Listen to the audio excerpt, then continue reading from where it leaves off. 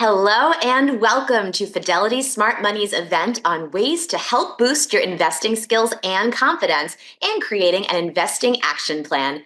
I'm Meredith Bodgis from the Fidelity Smart Money team, and I'm so happy you're here with us today. To kick us off, I want to say that no matter how much money you have to invest or what your goals are, it's normal to feel like you could use a little help tightening up your strategy, especially when markets are bumpy.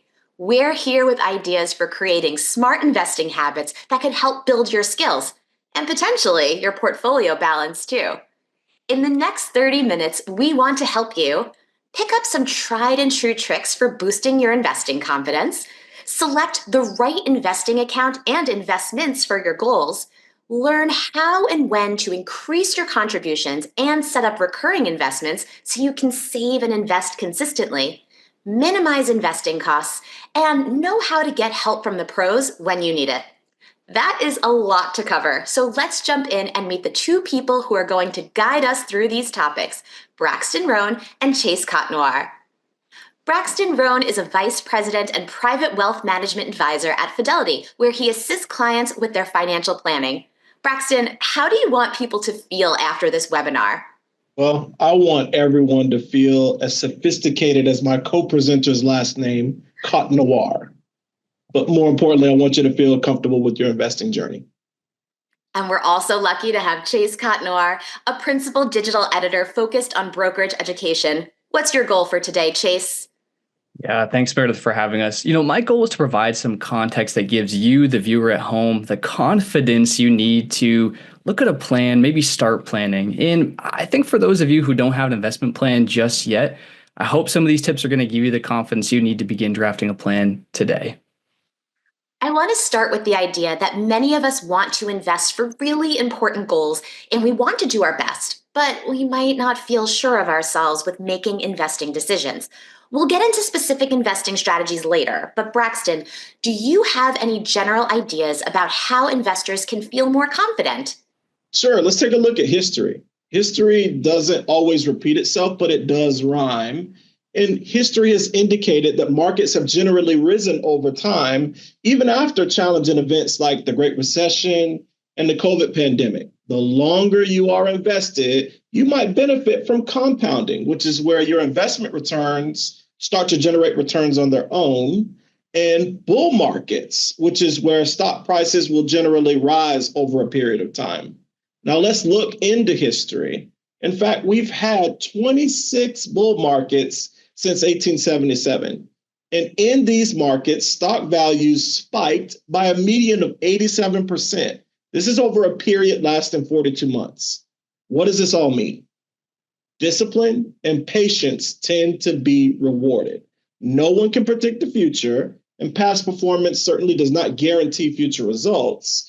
But seeing what has happened historically can make you feel better about the power of investing and in sticking with a plan.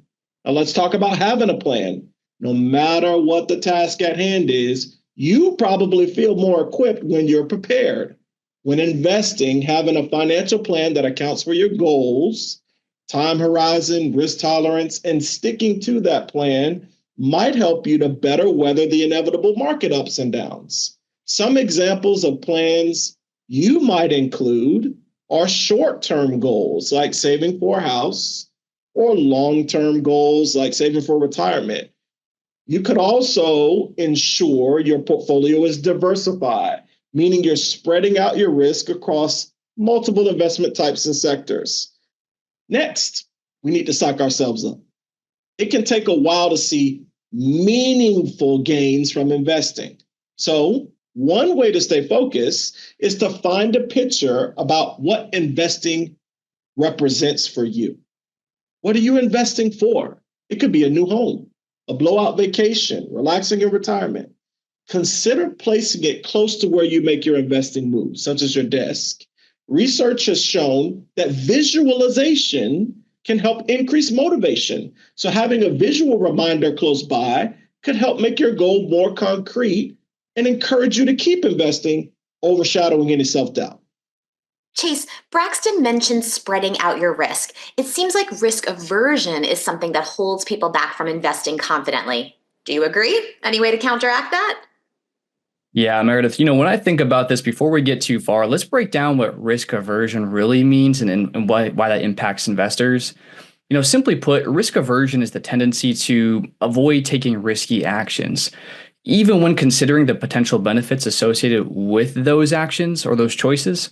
So, risk aversion, it can hold investors back. We've seen it happen before. And when it comes to finance, the thing that people think about is the fear of investing in the stocks and the securities lose a lot of money. The investments lose a lot of money. And that might keep some people out of the market, understandably so. And that could keep them from reaching their goals. So one thing that's super helpful to remember when we think about this is that not being invested or not investing, that can be risky too, right? Because that means that you're not giving your money a chance to grow and potentially outpace our favorite word around here, inflation. Now, the good news is there are always ways to manage the risk of investing. We talk about this all the time. For instance, we could manage risk through diversification. Braxton just alluded to that earlier, right? If all of your money was in one stock or one company or investment, and let's say that company went out of business, then in theory, you could lose your entire investment. However, if you own many different stocks, one company likely represents only a small portion of your portfolio.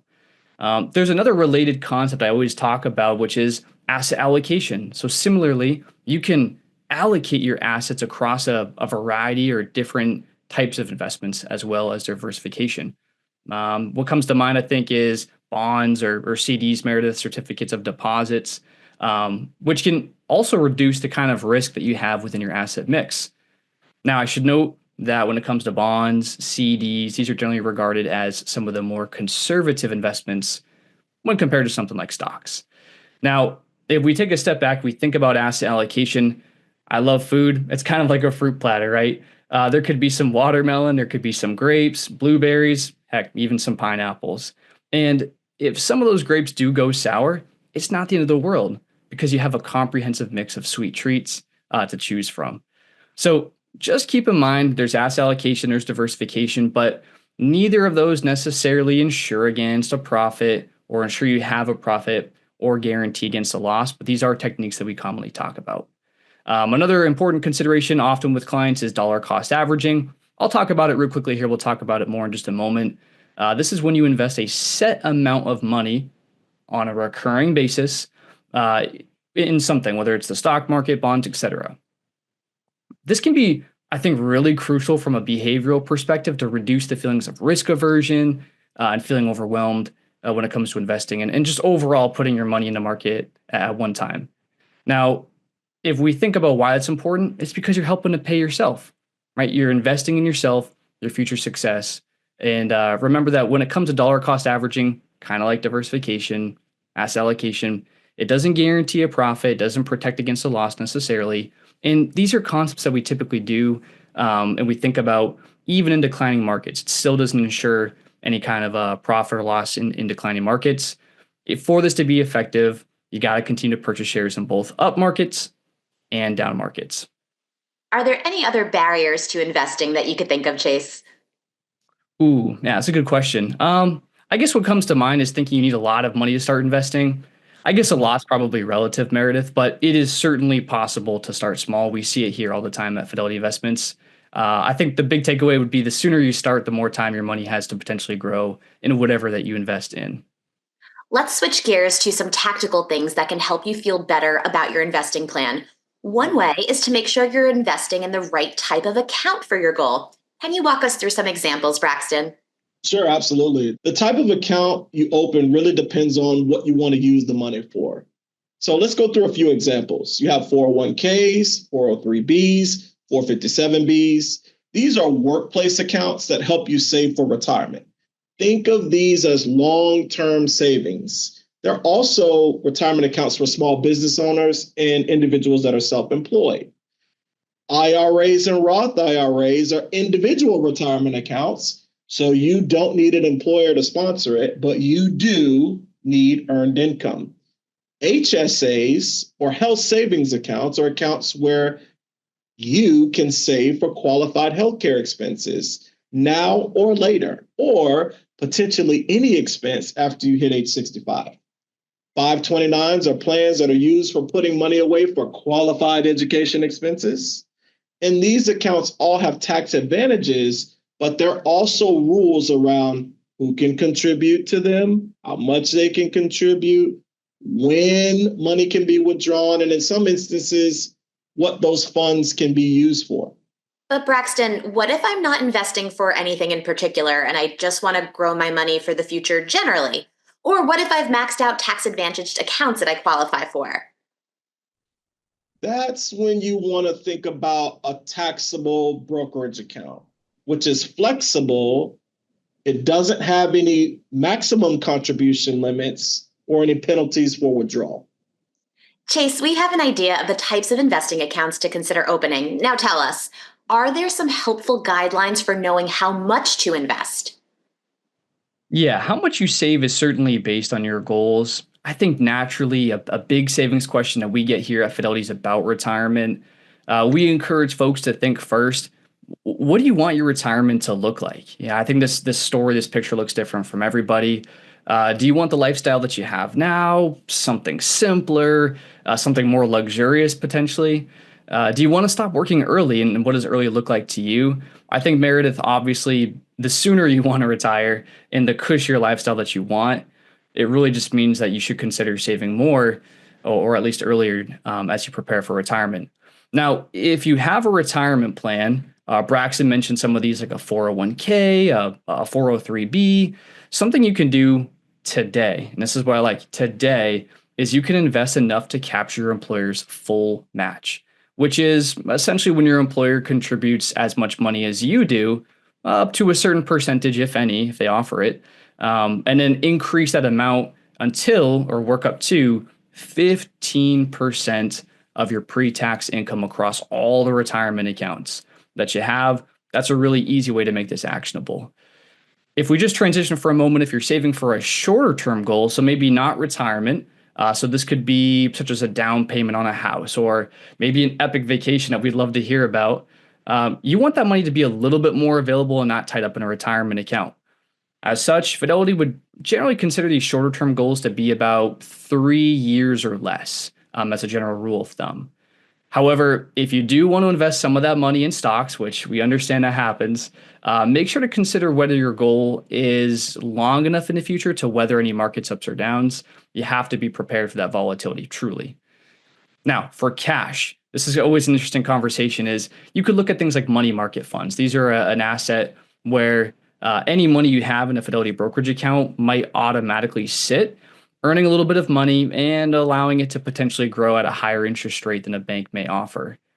However, just know that you still technically could lose money, as a money market fund is not a bank account. It's not insured or guaranteed by the FDIC or the Federal Deposit Insurance Corporation, or any other kind of government agency. However, they do have what's called SIPC coverage in case their brokerage account fails. And so you do have some choices there when it comes to cash as we prepare. Other options, Meredith, that we have available to us for short-term goals could be CDs, certificates of deposit. These would offer you a fixed interest rate held for a preset period of time. These are very common. Another choice that comes to mind is high-quality bond ETFs, or exchange-traded funds, very, very common as well. And that would just allow you to get a collection of bonds without having to buy them individually, all with one fell swoop. So it makes it really easy and actionable for everyday investor. Now, if you're unsure, as we talk about these short-term goals, how much to earmark and how much to save, Fidelity's general guideline is going to be about 5% of your take-home pay is something that's pretty tangible to shoot for. I think if we just take one step back, going back to long-term goals, again, those are probably going to be about 3 years or longer when compared to short-term goals. You're probably looking at using a brokerage account, and you can invest in stocks, bonds, mutual funds, ETFs like we just talked about, exchange-traded funds, and those could be choices for you to use to attempt to earn potential returns and try to think about what you're doing with your investments. Now, something to keep in mind is you want to have more time to ride out that volatility with any of these investments. Keep that in mind for long term. However, if you are worried about that volatility, and we totally understand if you would be, there are various fixed income products that you could also consider for those longer term portfolios in addition to stocks. And those might include things like bonds, bond funds like the bond ETFs, or fixed income ETFs. So a lot of choices there, Meredith, to make that actionable. Okay, so we've reviewed the accounts and guidelines to help meet your goals. Braxton, do you have any tips for picking investments if this is an area where you don't have a lot of confidence? Absolutely. You can choose investments that make the process more efficient. For instance, a basket of investments like mutual funds, exchange traded funds can make diversification easier because they come with a built in mix of investments already. You can invest in a single diversified fund or a few to get the overall mix that you want. One type of mutual fund or ETF to consider is an index fund. It aims to mimic the performance of a group of securities that share similar characteristics, like large valuable companies, as with the S&P 500. Now, Chase loves food. I love food. Think of an index fund like a charcuterie board. Lots of variety from brie to pepperoni, just like the variety of stocks or bonds in an index fund. Both work toward the goal of filling you up, whether it's your stomach or your account. A target date fund could also help make investing more efficient. They are a type of mutual fund that has a strategy that's built around a goal year. The assets automatically will get more conservative as you move closer to the goal, like retirement. Robo advisors could also help ease you in by handling investments for you. Our robo advisor, Fidelity Go, builds a strategy to meet your needs based on you answering a few questions. It even monitors markets and automatically rebalances your portfolio to keep you on track. These investment options can help make managing your account easier, but keep an eye on management fees to be sure that they align with your overall goals. Braxton, do you have any ideas for solidifying good investing habits once you've taken care of the basics? Well, I'm all about keeping things simple. Drop one drop of water into a bucket on a regular basis. Over time, that bucket will overflow. So setting up reoccurring investments is a great way to stay consistent. And this is also a really good way for us to practice dollar cost averaging, which is what Chase mentioned earlier. Similar to your organization's retirement plan, you set an amount from your paycheck. Let's say you decide to invest $100 every month, no matter what the market's doing. This could help mitigate market timing risk because sometimes you'll put money in when stock prices are up. So your $100 won't go as far because the shares will cost more. But other times, the market will be down and your $100 could potentially go further because the shares will cost less. So if this strategy sounds good to you, here's how you set up recurring investments if you are a Fidelity customer. So you're going to log into your Fidelity account, and then you're going to hit trade at the top left corner. Pop-up's going to appear, and you're going to click on trade again, and then you're going to select reoccurring investments from the menu at the top. Under security type, you're going to choose whether you want to invest in a stock, ETF, mutual fund, or Fidelity basket portfolio. And then you're going to select an account. Under symbol, type in the ticker for the investment that you want to buy shares of. And then under amount, type in how much you want to invest. Now, remember, this is what will get transferred repeatedly at the interval that you select below under frequency. Pick the date you want to start transferring this money into this investment. And then next, you're going to select whether or not you want to pull money from your bank account that you've already linked or from your Fidelity account using that slider there. You're going to click preview, be sure everything looks good, and then hit confirm, and now you're done. Thanks for that tutorial. Chase, what are some of your favorite tips for keeping your investing habits on track? Yeah, Meredith, I do love talking about habits because when you really stop to think about it, habits are what help us accomplish our goals, even when we get in our own way, or we certainly try, and that happens in life, right? So I like to remind people that there's a really easy method to bump up your retirement savings. by just 1%.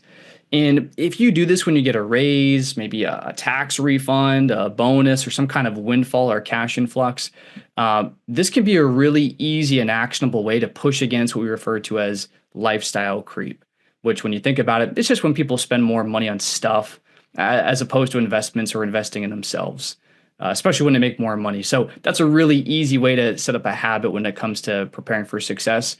Another way I think about this is staying on track to check on your investments. Like look at your portfolio's performance periodically, see what's going on. This could be quarterly, this could be weekly, monthly, annually, and just see if you need a rebalance, if anything's maybe needing to be updated. And if I take a step back, rebalancing, just for anyone who's new to the concept, this is when you revisit, you evaluate, you take a look at your overall investment mix to see whether your investments are really on pace to meet your goals. And when you look at the performance, say, does this make sense, Meredith, with my risk tolerance, my time horizon, my financial situation? Maybe it did in the past, but does it now today? And if anything is out of whack, this is your opportunity to change that. You could change a percentage of the stocks you're invested in, the bonds you're invested in. And to do that, you pretty much just sell one investment, you buy another. You just kind of move the money around within the portfolio until you hit your ideal asset allocation. Now I want to talk about some things you don't want to do. That's because it can build your confidence to know where other people mess up and then actively avoid those mistakes. What are some big investing mistakes you've seen, Braxton? Probably not understanding investment fees. So, for instance, investors pay fees on mutual funds and exchange traded funds that go toward paying someone to replicate an index or to actively decide what investments inside of the fund they should buy or sell.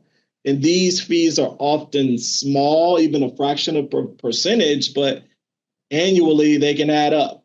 So it's important for you to keep an eye on the costs. A good way to do that is to take a look at the investment's prospectus, and that helps you to understand what fees you're on the hook for. Another big one is investors that leave money uninvested in IRAs. Once you contribute to an IRA, you need to consider putting that money to work. We need to get it into stocks, bonds, mutual funds, or exchange traded funds. And the idea there is that we want that money to work as hard for us as it can. I think those are two of the bigger ones. Chase, I imagine you've probably seen a few as well. Yeah, when you think about some of the investing experiences we've seen over the years, one mistake that comes to mind for me, Braxton, is when investors keep a lot of money or too much money on the sidelines. I think about cash, stocks, bonds. These are really, I would say, the three primary building blocks when it comes to a diversified portfolio. Just like the fruit platter we were talking about earlier, right? You have a little bit of fruit across the plate, and each one has its own role to play. And I think what happens is if that's maybe out of whack or you don't have all the fruit where you need it to, that could impede your investing goals. Now, having kind of too much of anything, again, it just could be potentially a way to kind of get in your way of whatever those goals might be. And, I like to try to keep this actionable. So what's an example of what that could look like? I think keeping money in cash seems innocent and like a great way to avoid losing money during a stock downturn. But we've seen cash historically deliver lower returns than stocks or bonds over the longer term. And so I think having too much of that money in cash instead of investments, that can mean your purchasing power, it's going to shrink due to, again, our favorite word, joking here, is inflation. Like prices on things like housing, food, education, we've seen that these do tend to go up over time. And so just think about what $100 would have bought you at the grocery store 5 years ago versus today. And so when you step back, you think by investing in assets that offer the potential, not the guarantee, but the potential to earn a return above the inflation rate or the rate of inflation, you have a chance to keep up with those prices. So yeah, I think people staying in too much cash or uninvested, that's one of the mistakes I've seen historically. Well, I'll come at that from another angle. I think another mistake that people make is trying to time the market. And I think it's so common for investors to be nervous about investing, especially when the markets are volatile, but timing the market is difficult and really even impossible. Rather than waiting for a good time to invest, like when you think the market is at a low point, so you can buy stocks at a discount right before it ticks up again, I think it can more often than not be a better idea to just invest consistently, like we discussed earlier, dollar cost averaging. And that is because missing a few of the best days in the market can have a significant impact on the long-term returns.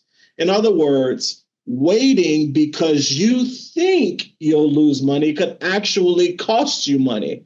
I'm going to give you an example of that right here. If you look at this chart and in this slide, you can see that missing just the best 5 days could reduce the growth of $10,000 over a 25-year period of time by more than $150,000. So from 418,000 down to 264,000. Missing the best 50 days could leave you with just $32,000 over 25 years. That's $385,000 less than the nearly 418,000 you could potentially get from staying invested all those days. So this is why it's usually best to set your investment strategy and stick with it until your financial situation changes or until you hit your goal. Those are great tips. I want to touch on one last topic that's a popular one, taxes. How can investors reduce taxes on their earnings, Chase? Yeah, taxes, Meredith, is another one of those topics investors have, I think, historically shied away from, and they're worried they're going to make a mistake, which I understand totally. However, I would say today there are plenty of tools, education, resources here at Fidelity and strategies to help out our customers and clients. So, for example, tax loss harvesting. This is one of those strategies that can actually help you save on investment taxes when it comes to taxable accounts, or potentially could.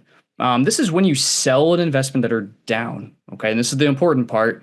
And you use those losses to then offset a realized gain in your portfolio. When I say realized gain, this is really an investment you've already sold for a profit and you may be taxed on. And so you're trying to use those losses to offset it. The end result is that when it comes to the account, less of your money goes to taxes and more may stay invested and work for you and your goals, like we've been talking about.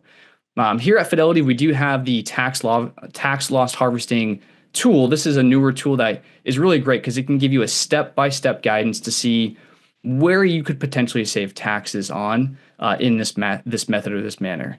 So here's how it works. We'll try to keep this simple.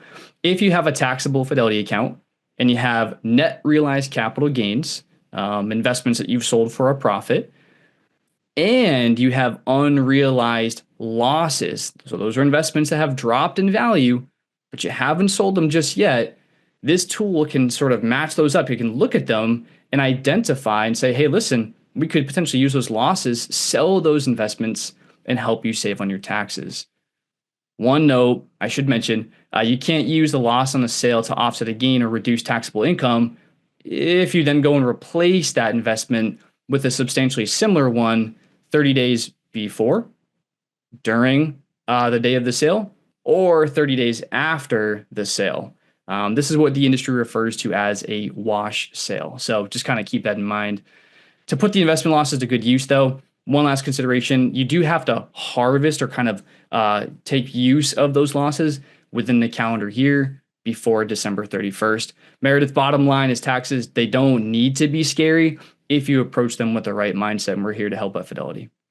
We are just about at time. Chase, any parting thoughts?